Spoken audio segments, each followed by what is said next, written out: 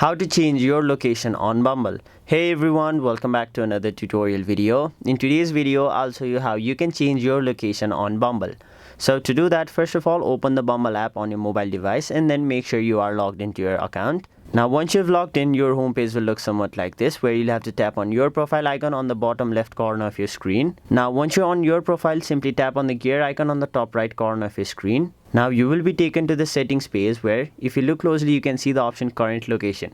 So my current location is set to Kathmandu, meaning if I want to change my location, tap on the current location, and then remember one thing, you will need to use travel mode in order to change your location. So you'll have to first of all upgrade to premium to use travel mode, and once you upgrade to travel mode or premium, only then you will be able to change your location. So let's say I want to change my location to New York. Now it'll show me all of the different plans I can upgrade to. So only when you upgrade to travel mode or Bumble Premium, you will be able to change your location. So without Bumble Premium, you won't be able to change your location. So hope this video cleared your confusion. That was basically how you change your location on Bumble.